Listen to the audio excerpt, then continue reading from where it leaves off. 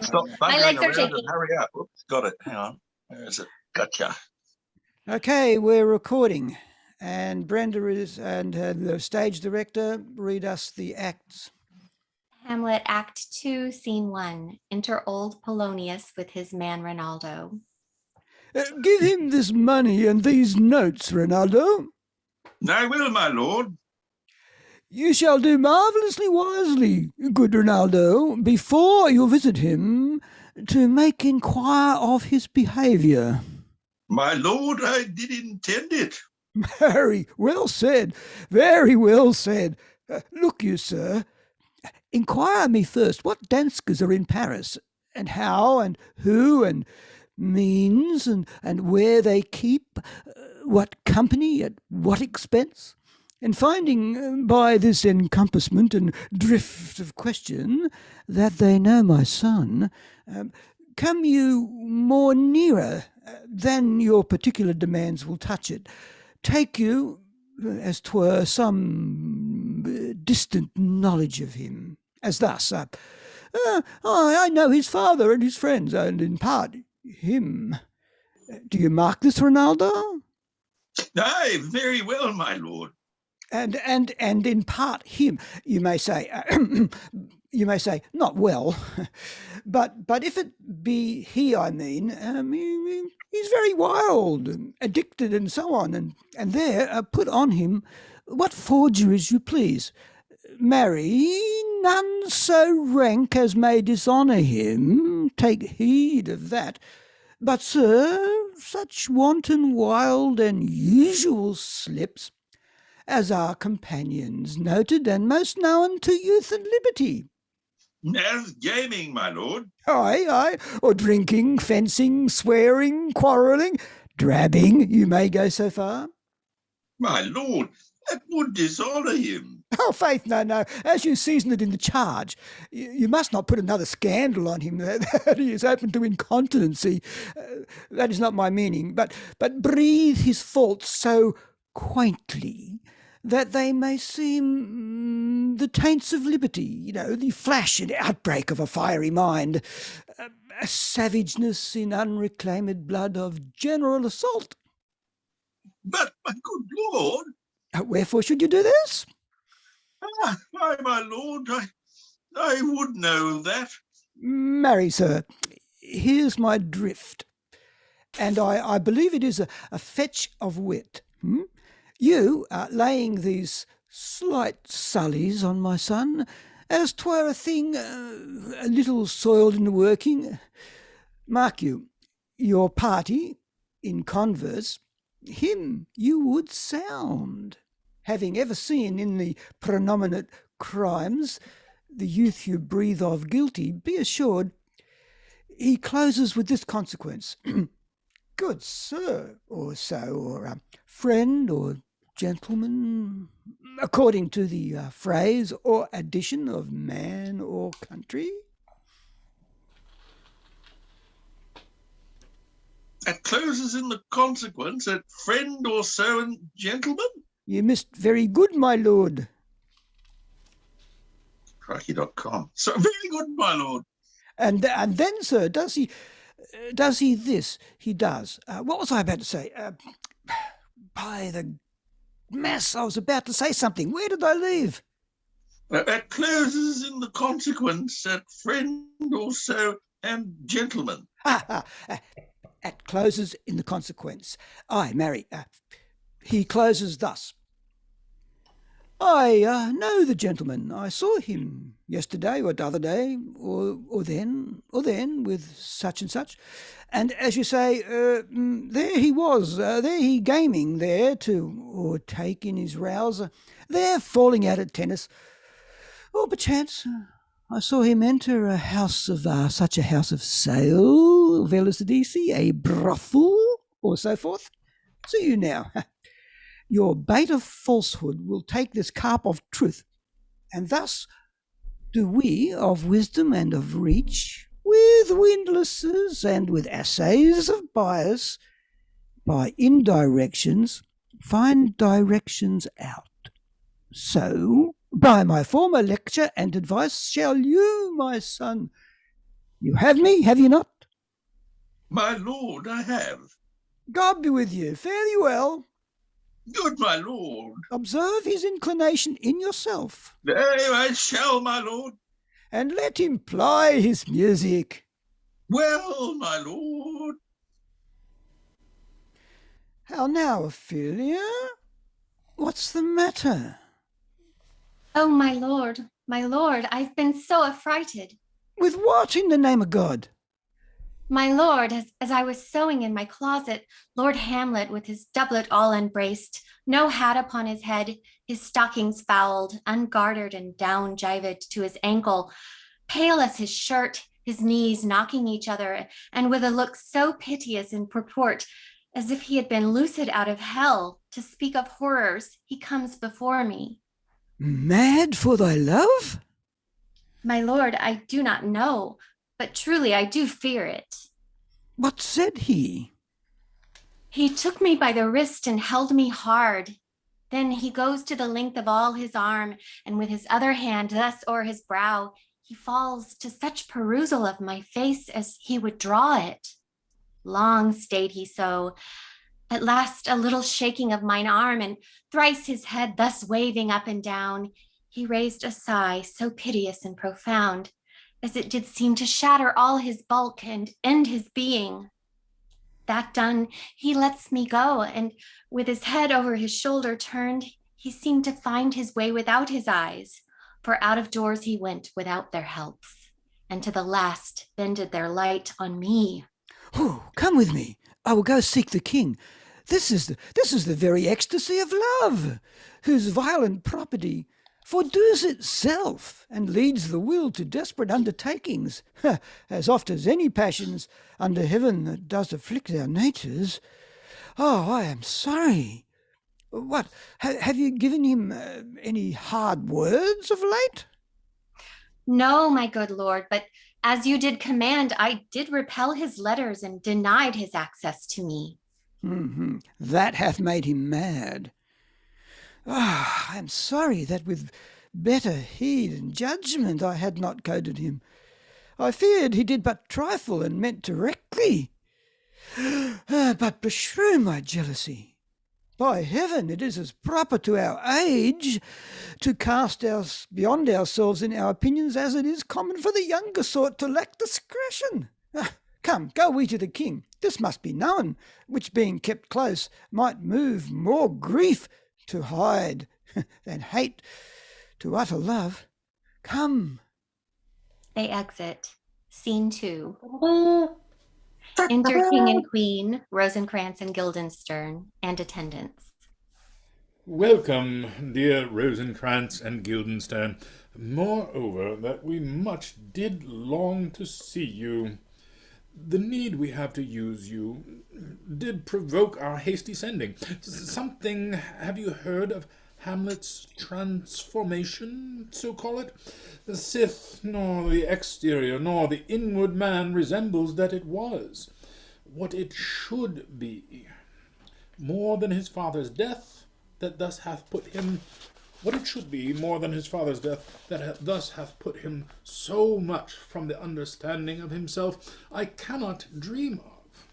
I entreat you both, that being of so young days brought up with him, and sith so neighboured to his young and youth and behaviour, that you vouchsafe your rest here in our court some little time, so by your companies to draw him on to pleasures, and to gather so much as from occasion you may glean, whether aught to us unknown afflicts him thus, that opened lies within our remedy. Good gentlemen, he hath much talked of you, and sure I am, 2 men there is not living to whom he more adheres. If it will please you to show us so much gentry and goodwill as to expend your time with us a while for the supply and profit of our hope, your visitation shall receive such thanks as fits a king's remembrance. Both your majesties might, by the sovereign power you have of us, put your dread pleasures more into command than to entreaty. But we both obey, and here give up ourselves in the full bent to lay our service freely at your feet to be commanded. Thanks, Rosencrantz and gentle Guildenstern.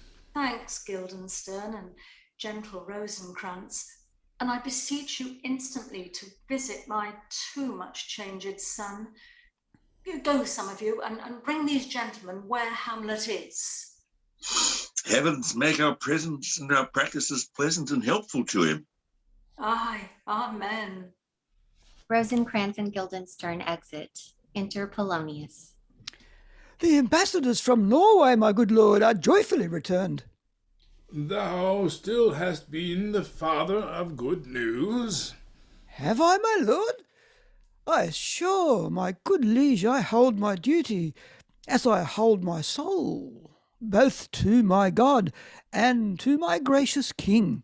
And I do think, or else this brain of mine hunts not the trail of policy so sure as it hath used to do, that I have found the very cause of Hamlet's lunacy. Oh, speak of that. That do I long to hear. Give first admittance to the ambassadors. My news shall be the fruit to that great feast.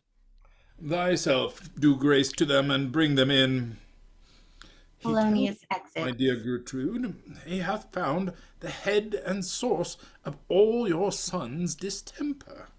I doubt it is no other but the main, his father's death and our hasty marriage. Well, we shall sift him. Enter ambassadors with Polonius. Welcome, my good friends. Say, Voltimand, what from our brother Norway? Most fair return of greetings and desires. Upon our first he sent out to suppress his nephew's levies, which to him appeared to be in preparation against the Polack. But better looked into, he truly found it was against your highness, where it grieved, through Sir Signer's age and impotence, was falsely borne in hand, sends out arrests on Fortinbras, which he, in brief, obeys, receives rebuke from Norway, and, in fine, makes vow before his uncle never more to give the essay of arms against your majesty. Whereupon our Norway, overcome with joy, gives him 70,000 crowns in annual fee, and his commission to employ those soldiers so levied as before against the Polack, with an entreaty, herein further shown, that it might please you to give quite pass through your dominions for this enterprise, on such regards of safety and allowance as therein are set down. It likes us well, and at our more considered time we'll read, answer, and think upon this business. Meantime, we thank you for your well-took labour. Go to your rest. At night we'll feast together. Most welcome home. Voltimand and Cornelius exit. This business is well ended. My liege and madam, to expostulate what majesty should be, what duty is, why day is day, night night, and time is time, we're nothing but to waste, night, day, and time. Therefore, since brevity is the soul of wit, and tediousness the limbs and outward flourishes, I will be brief. Your noble son is mad. Mad call I it for to define true madness. What is it? To be nothing else but mad? But let that go. More matter with less art. Madam, I swear I use no art at all. That he's mad, 'tis true. 'Tis true, 'tis pity. And pity 'tis true. A foolish figure. But farewell it, for I will use no art. Mad let us grant him then, and now remains that we find out the cause of this effect, or rather say, the cause of this defect, for this effect defective comes by cause. Thus it remains, and the remainder thus. Perpend. I have a daughter, have while she is mine, who in her duty and obedience mark hath given me this. Now gather and surmise. He reads, To the celestial and my soul's idol, the most beautified Ophelia. Oh, that's an ill phrase. Vile phrase. Beautified is a vile phrase. But you shall hear. Thus. In her excellent white bosom, these blah, blah, blah, blah, blah. Came this from Hamlet to her? Good madam, stay a while. I will be faithful. Doubt thou the stars are fire? Doubt that the sun doth move? Doubt truth to be a liar? But never doubt I love. Oh, dear Ophelia, I'm ill at these numbers. I have not art to reckon my groans, but that I love thee best, oh, most best, believe it. Adieu. Thine evermore, most dear lady, while this machine is to him, Hamlet. This, in obedience, hath my daughter shown to me, and more above, hath his solicitings, as they fell out by time, by means, and place, all given to mine ear. But how hath she received his love? What do you think of me? As of a man faithful and honourable? I would fain prove so. But what might you think, when I had seen this hot love on the wing, as I perceived it, I must tell you that, before my daughter told me, what might you, or my dear Majesty, your Queen here, think, if I had played the desk or table book, or given my heart a winking, mute and numb, or looked upon this love with idle sight? What might you think? No, I went round to work, and my young mistress, thus I did bespeak. Lord Hamlet is a prince, out of thy star, this must not be.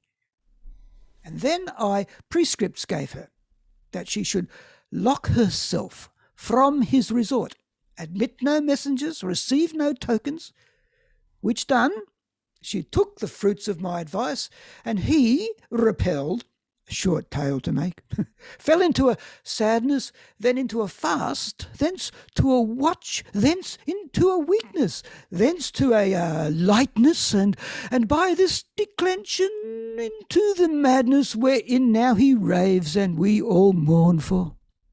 Do you think 'tis thus? It may be, very like. Hath there been a time, I would fain know that I have positively said 'tis so, when it proved otherwise? Not that I know. Take this from this, if it be otherwise. If circumstances lead me, I will find where truth is hid, though it were hid indeed within the centre. How may we try it further? You know, sometimes he walks 4 hours together here in the lobby. So he does indeed. At such a time, I loose my daughter to him. Be you and I behind an arras then. Mark the encounter. If he love her not, and be not from his reason fallen thereon, let me be no assistant for a state, but keep a farm and carters. We will try it. Enter Hamlet reading a book. But look where sadly the poor wretch comes reading. And now you someone else's Polonius. Away! Away, I do beseech you both. Away, I'll board him presently. Oh, give me leave. How and does Queen my good Lord Hamlet? Well, God mercy. You know me, my lord? Excellent, well, you are a fishmonger. Not I, my lord. Aye, sir. Then I would you were so honest a man. Honest, my lord? Aye, sir. To be honest, as this world goes, is to be one man picked out of 10,000. That's very true, my lord. For if the sun breed maggots in a dead dog, being a good kissing carrion, have you a daughter? I have, my lord. Let her not walk in the sun. Conception is a blessing, but as your daughter may conceive, friend, look to it. How say you by that? Still harping on my daughter. Yet he knew me not at first. He said I was a fishmonger. He's far gone. And truly, in my youth, I suffered much extremity for love very near this. I'll speak to him again. What do you read, my lord? Words, words, words. What is the matter, my lord? Between who? I mean the matter that you read, my lord. Slanders, sir. For the satirical rogue says here that old men have grey beards, that their faces are wrinkled, their eyes purging thick amber and plum tree gum, and that they have a plentiful lack of wit, together with most weak hams. All which, sir, though I most powerfully and potently believe, yet I hold it not honesty to have it thus set down. For you yourself, sir, shall grow old as I am, if, like a crab, you could go backward. Though this be madness, yet there is method in it. Will you walk out of the air, my lord? Into my grave? Indeed, that's out of the air. How pregnant some of his replies are. A happiness that often madness hits on, which reason and sanity could not so prosperously be delivered of. I will leave him and suddenly contrive the means of meeting between him and my daughter. My lord, I will take my leave of you. You cannot, sir, take from me anything that I will more willingly part withal, except my life, except my life, except my life. Fare you well, my lord. These tedious old fools. Enter Guildenstern and Rosencrantz. You go to seek the Lord Hamlet? There he is. God save you, sir. My honoured lord, My most dear lord. Oh, my excellent good friends, how dost thou? Guildenstern, ha! Oh, Rosencrantz, good lads, how do you both? As the indifferent children of the earth. happy in that we are not over happy. On fortune's cap are we not the very button? Nor the soles of her shoe? Neither, my lord. And you live about her waist, or in the middle of her favours. Faith, her privates we. In the secret parts of fortune. Oh, most true, she is a strumpet. What news? None, my lord, but that the world's grown honest. Oh, then is doomsday near. But your news is not true. Let me question more in particular. What have you, my good friends, deserved at Lost the it. hands of fortune, that she sends you to prison hither? Have we lost someone? Your audio is cutting out. Yeah. Did you miss the doomsday speech then? Yeah. Well, I think you got. Yeah. Then is doomsday near, but your news is not true. Is that coming through? Yep. That is, yeah. Then I won't be blue. Let me question more in particular. What have you, my good friends, deserved at the hands of fortune, that she sends you to prison hither? Prison, my lord. Denmark's a prison. Then is the world one. Yeah, a goodly one, in which there are many confines, wards, and dungeons. Denmark being one of the worst. We think not so, my lord. Why, then 'tis none to you. For there's nothing either good or bad, but thinking makes it so. To me, it is a prison. Why then, your ambition makes it one. 'Tis too narrow for your mind. Oh, God, I could be bounded in a nutshell. Count myself a king of infinite space, were it not that I have dreams. Which dreams indeed are ambition. The very substance of the ambitions is merely the shadow of a dream. A dream itself is but a shadow. Truly, and I hold ambition of so airy and light a quality that it is but a shadow's shadow. Then are we our beggars' bodies, and our monarchs and outstretched heroes the beggars' shadows. Shall we to the court? For my hey, I cannot reason. We'll wait upon you. No such matter. I will not sort you with the rest of my servants. For to speak to you like an honest man, I am most dreadfully attended. But in the beaten way of friendship, what make you at Elsinore?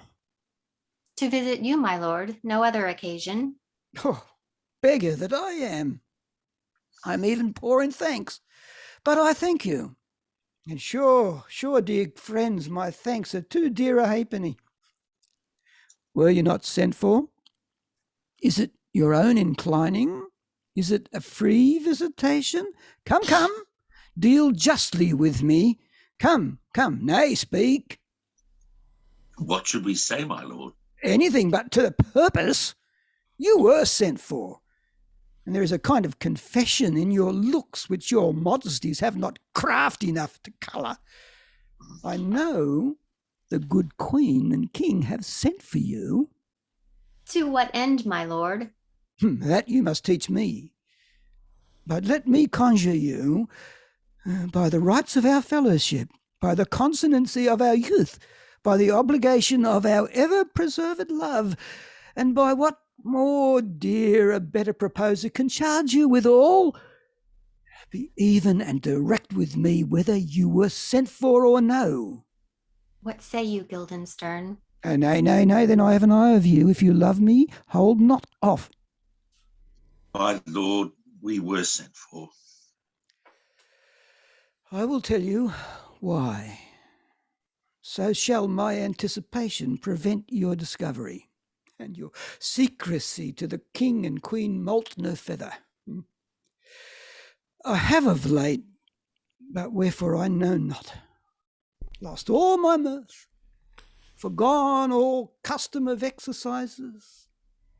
Indeed, it goes so heavily with my disposition that this goodly frame, the earth, seems to me a sterile promontory. This most excellent canopy, the air, look you, this brave or hanging firmament, this majestical roof fretted with golden fire, it appears nothing to me but a foul and pestilent congregation of vapours. What a piece of work is a man! How noble in reason, how infinite in faculties, in form and moving, how express and admirable. In action, how like an angel. In apprehension, how like a god. The beauty of the world, the paragon of animals. And yet to me, what is this quintessence of dust? Man delights not me. No, nor woman neither, though by your smiling you seem to say so.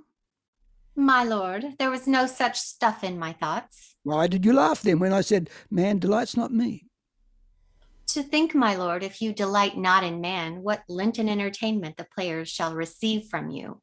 We coted them on the way, and hither are they coming to offer you service. Oh, he that plays the king shall be welcome. His majesty shall have tribute on me. The adventurous knight shall use his foil and target. The lover shall not sigh gratis. The humorous man shall end his part in peace.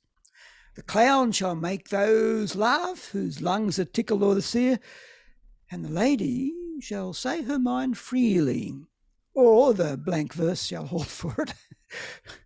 What players are they? Even those you were wont to take such delight in, the tragedians of the city. How chances they travel? Their residence, both in reputation and profit, was better, both ways. I think their inhibition comes by the means of the late innovation. Do they hold the same estimation they did when I was in the city? Are they so followed? No, indeed they are not. How comes it? Do they grow rusty? Nay, their endeavor keeps in the wonted pace. But there is, sir, an area of children, little eyases, that cry out on the top of question, and are most tyrannically clapped for it. These are now the fashion, and so berattle the common stages, so they call them, that many wearing rapiers are afraid of goose quills and dare scarce come thither. What? Are they children? Who maintains them? How are they escorted? Will they pursue the quality no longer than they can sing? Will they not say afterwards, if they should grow themselves to common players, as is most like, if their means are no better, their writers do them wrong to make them exclaim against their own succession? Faith, there has been much to do on both sides, and the nation holds it no sin to tar them to controversy. There was for a while no money bid for argument unless the poet and the player went to cuffs in the question. Is it possible? Oh, there's been much throwing about it, Brains. Do the boys carry it away? Aye, that they do, my lord. Hercules and his load too. Oh, well, it is not very strange, for my uncle is King of Denmark. And those that would make mouths at him while my father lived give 20, 40, 50, 100 ducats apiece for his picture in little. Blood, there's something more in this than natural, if philosophy could find it out. There are the players. Gentlemen, you are welcome to Elsinore. Your hands, come then. The appurtenance of welcome is fashion and ceremony. Let me comply with you in this garb, lest my extent to the players, which I tell you must show fairly outwards, should more appear like entertainment than yours. You are welcome. But my uncle father and aunt mother are deceived. In what, my dear lord? I am but mad north-northwest. When the wind is southerly, I know a hawk from a handsaw. Well be with you, gentlemen. Hark you, Guildenstern, and you too, at each ear a hearer. That great baby you see there is not yet out of his swaddling clouts. Haply he is the second time come to them, for they say an old man is twice a child. I will prophesy. He comes to tell me of the players. Mark it. You say right, sir. A Monday morning. 'Twas then indeed. My lord, I have news to tell you. Oh, my lord, I have news to tell you. When Roscus was an actor in Rome. The actors are come hither, my lord. Buzz, buzz, buzz. Upon my honour. Oh, and then came each actor on his ass. The best actors in the world, either for tragedy, comedy, history, pastoral, pastoral comical, historical pastoral, tragical historical, tragical comical, historical pastoral, scene individable, or poem unlimited. Seneca cannot be too heavy, nor Plautus too light. For the law of writ and the liberty, these are the only men. Oh, Jephthah, judge of Israel, what a treasure hadst thou! What a treasure had he, my lord? Why, one fair daughter, and no more, the which he loved passing well. Ah, still on my daughter. Am I not in the right, old Jephthah? If you call me Jephthah, my lord, I have a daughter that I love passing well. Nay, that follows not. What follows then, my lord? Why, as by lot, God wot. And then, you know, it came to pass, as most like it was. The first row of the pious chanson will show you more. For look where my abridgment comes. Into the players. You are welcome, masters. Welcome all. I'm glad to see you well. Welcome, good friends. Hey, my old friend, why, thy face is valanced since I saw thee last. Comes thou to beard me in Denmark? What, my young lady and mistress? By your ladyship is nearer to heaven than when I saw you last, by the attitude of a shopping. Pray God, your voice, like a piece of uncurrent gold, be not cracked within the ring. Masters, you are all welcome. We'll into it like French falconers, fly at everything we see. We'll have a speech straight. Come, give us a taste of your quality. Come, a passionate speech. What speech, my lord? I have heard thee speak me a speech once, but it was never acted, or if it was, not above once. For the play, I remember, Please Not the Million. 'Twas cavalry to the general. But it was, as I received it, and others whose judgments in such matter cried in the top of mine, an excellent play, well digested in the scenes, set down with as much modesty as cunning. I remember one said there were no salads in the lines to make the matter savoury, nor no matter in the phrase that might indict the author of affection, but called it an honest method, as wholesome, as sweet, and by very much more handsome than fine. One speech in it I chiefly loved.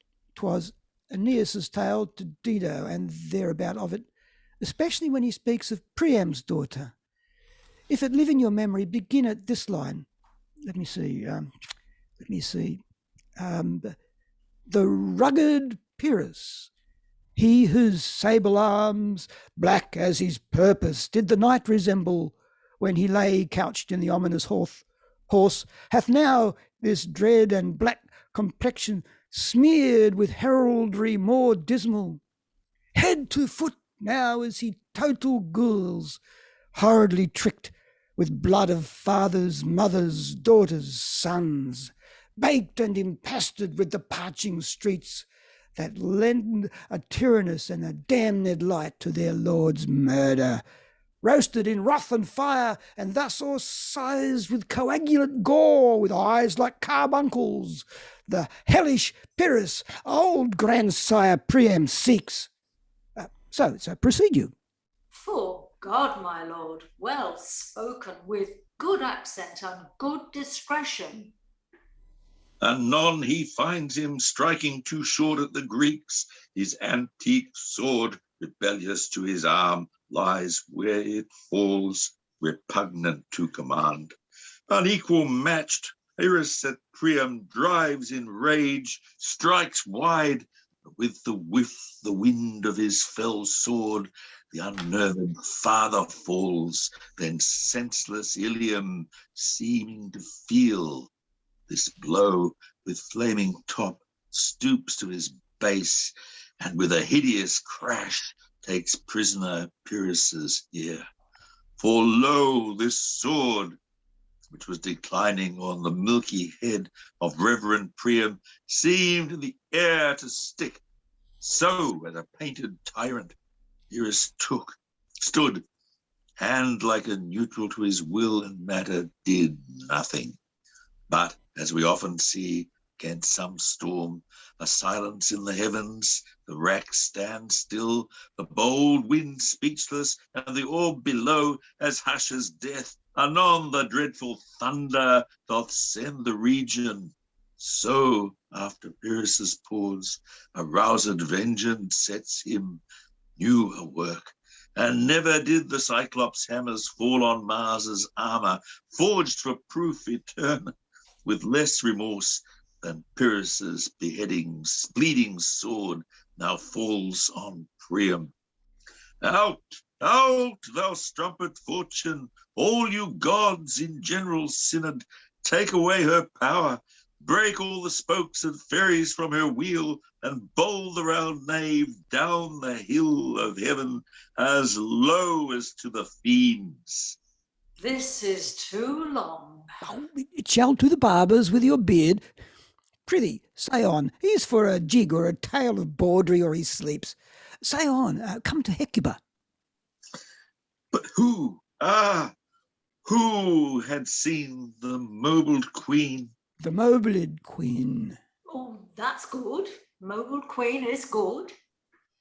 run barefoot up and down, threatening the flames with bison ruin, a clout upon that head where late the diadem stood, and for a robe about her lank, and all or teeming loins a blanket, in the alarm of fear caught up.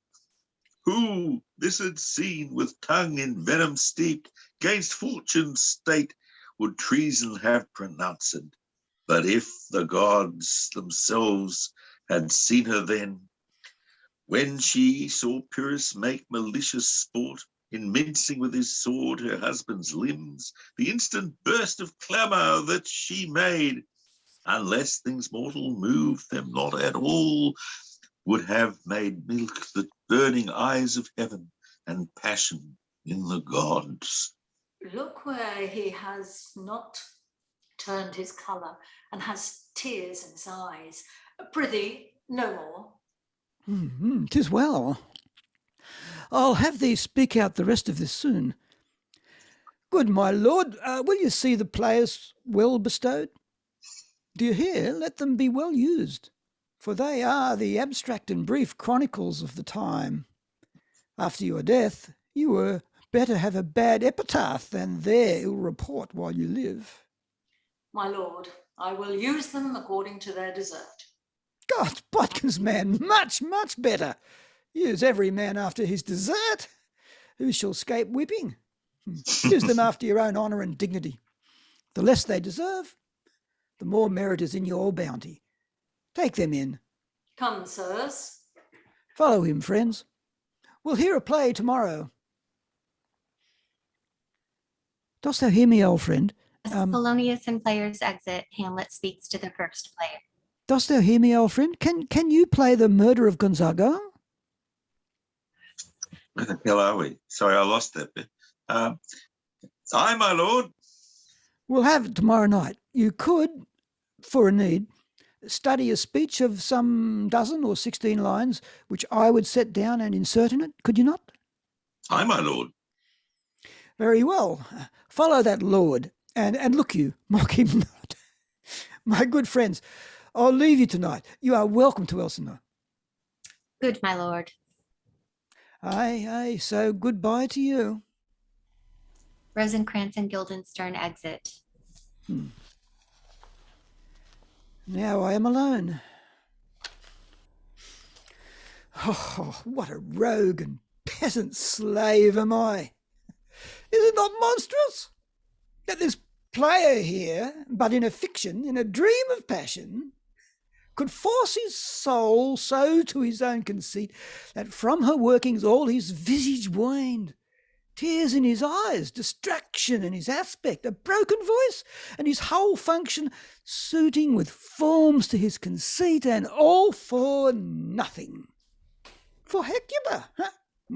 What's Hecuba to him, or he to Hecuba, that he should weep for her? What would he do had he the motive and the cue for passion that I have?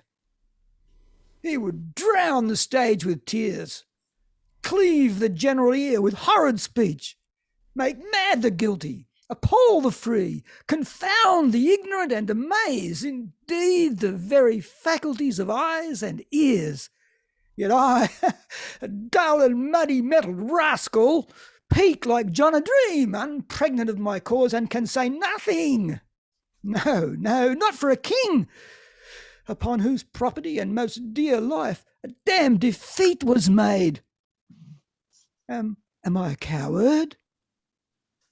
Who calls me villain, breaks my pater cross, plucks off my beard and blows it in my face, tweaks me by the nose, gives me the lie in the throat as deep as to the lungs? Who does me this? Swounds, I should take it, for it cannot be, but I am pigeon-livered and lack gall to make oppression bitter, or ere this I should have fatted all the region kites with this slave's offal. Bloody body villain, remorseless, treacherous, lecherous, kindless villain! Oh, vengeance. Oh, what an ass am I. This is most brave, that I, the son of a dear father, murdered, prompted to my revenge by heaven and hell, must, like a whore, unpack my heart with words and fall a-cursing like a very drab stallion. Fie upon it, fie! About my brains. I have heard that guilty creatures sitting at a play have, by the very cunning of the scene, been so struck to the soul that presently they have proclaimed their malefactions. For murder, though it have no tongue, will speak with most miraculous organ.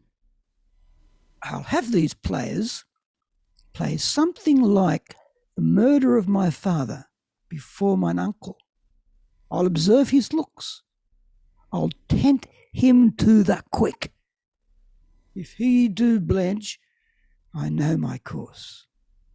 The spirit that I have seen may be a devil, and the devil hath power to assume a pleasing shape. Yeah, and perhaps out of my weakness and my melancholy, as he is most potent with such spirits, abuses me to damn me. I'll have grounds more relative than this. The play is the thing, wherein I'll catch the conscience of the king. He exits. Back 3. I love that speech. Let me just stop the recording here so we can chat privately, as it were. Right, well, there you go. Oh. Not enough That was bodies great. in that one. Not enough